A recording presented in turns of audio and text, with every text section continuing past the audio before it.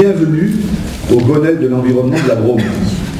Bienvenue à ce Conseil départemental du développement durable que nous avons appelé de nos voeux et que l'Assemblée départementale, à ma demande, a souhaité mettre en place.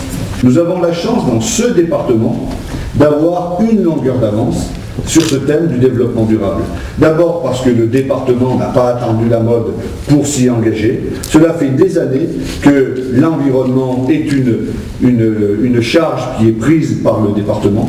Mais il est vrai aussi que nous avons la chance dans ce département d'avoir des chambres consulaires. Je voudrais saluer le président de la Chambre de commerce et d'industrie, le président de la Chambre d'agriculture, d'avoir des organisations agricoles, d'avoir des associations environnementales, d'avoir tout un tissu de femmes et d'hommes qui se préoccupent de ces notions de développement durable qui sont essentielles.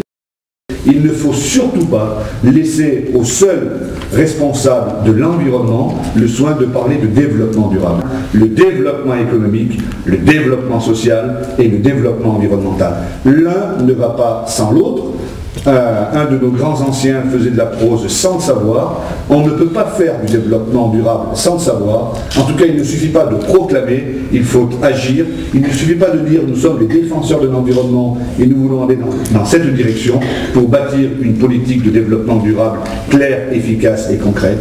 Il faut s'appuyer sur ce triptyque indispensable.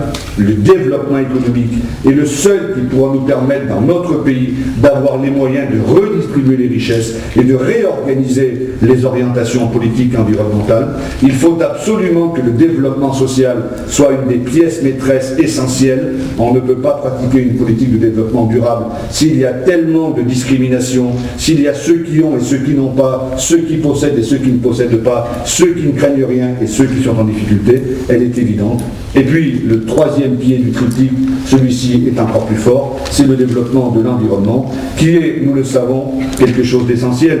Nous vivons dans une planète qui peut être une bombe qui peut exploser tous les jours. Je crois que le travail de l'homme sur cette planète depuis des siècles et des siècles a fait que notre planète s'est enrichie économiquement, mais s'est appauvrie au niveau de ses ressources, que la disparition probable des énergies fossiles, que les difficultés que nous rencontrons de vivre ensemble dans la société, que le réchauffement de la planète et que les émissions de gaz à effet de serre qui sont toujours plus fortes ne peuvent pas continuer. Et c'est dans ce cadre-là que nous voulons lancer ce Conseil départemental de développement durable.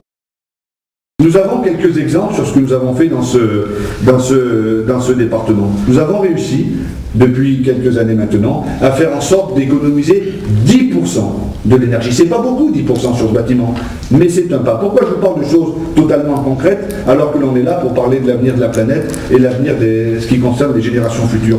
Tout simplement parce que nous devons absolument prendre des actions concrètes. Lorsque nous faisons les assises du logement et que nous essayons de faire en sorte qu'aucun de nos concitoyens dans ce département ne soit interdit d'avoir accès à un logement social qui leur garantira d'avoir une vie décente, ça correspond à cette politique. Lorsque nous travaillons sur les ENS, lorsque nous travaillons sur la préservation de la forêt départementale, lorsque nous mettons autour de la table pour la gestion de la forêt dessous les associations environnementales, la fédération départementale des chasseurs et tous les usagers, nous partons toujours de ce triptyque que c'est tous ensemble que nous devons avancer pour aller plus loin. Lorsque nous travaillons sur les transports, lorsque nous nous opposons au doublement de l'autoroute A7, lorsque nous finançons le sillon alpin, lorsque nous mettons une politique sans précédent pour les transports en commun, lorsque nous faisons la biéthique, lorsque nous promouvons le covoiturage, nous travaillons toujours dans cette orientation qui nous semble quelque chose d'important. Lorsque nous souhaitons que, par exemple, le photovoltaïque, après les chauffe-eau solaires, après tout ce que nous pouvons faire d'incitation pour nos concitoyens, deviennent des politiques fondamentales de notre département, nous travaillons dans cette direction. Le développement durable doit être le moteur de la croissance. Le président de la République a dit cela il y a quelques jours. Michel Rivasi m'avait dit cela il y a un jour avant. Je me suis demandé si le président de la République avait emprunté à Michel Rivasi cette phrase, ou si tout simplement cette évidence était face à nous. Oui, aujourd'hui, le développement durable sera un nouveau gisement de croissance. Essayons, dans ce Conseil départemental de développement durable, de parler de l'essentiel et pas de l'accessoire. de ne pas lancer de faux débats. Nous ne sommes pas là ni à la Chambre des députés, ni dans un parti politique, ni dans je ne sais quel happening citoyen. Nous sommes là, et merci d'avoir accepté, mesdames et messieurs, de faire partie de cette instance.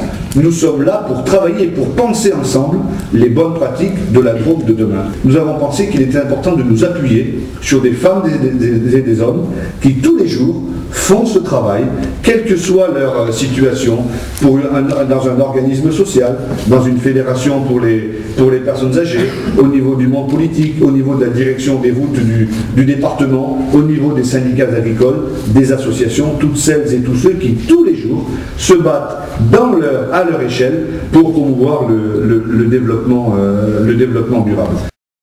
Lorsque le gouvernement avait lancé le Grenelle de l'environnement, nous avons été nombreux, et moi le premier, à le féliciter et à dire que c'est une excellente initiative. Je crois que ce Grenelle de l'environnement, en quelques mois, a fait gagner 10 ans.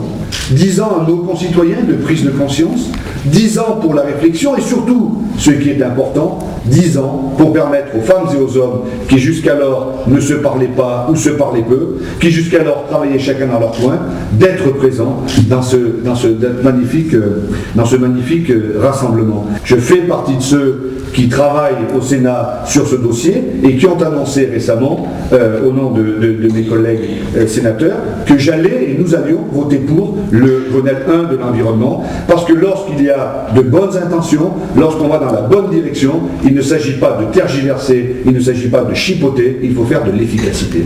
Et c'est cette efficacité politique qui nous a conduit, nous, à nous retrouver ici pour parler des bonnes pratiques de la Drôme. Je pense vraiment que nous devons, à l'échelle de la planète, à l'échelle nationale et au niveau départemental, non pas peut-être inventer, mais en tout cas mettre en exergue un nouveau modèle de développement, dans lequel le citoyen doit reconquérir du pouvoir par rapport au consommateur. La qualité doit reconquérir du pouvoir sur la quantité. La durée doit reconquérir du pouvoir sur l'immédiateté. L'homme doit reconquérir du pouvoir sur les choses. Et la solidarité doit reconquérir du pouvoir sur la seule possession. Je commençais mon propos tout à l'heure en vous disant que bienvenue au Grenelle de l'environnement départemental. Je crois que c'est à peu près ça. Nous allons appliquer les mêmes méthodes, les mêmes concepts, et j'espère qu'à l'arrivée, il y aura les mêmes résultats. Merci.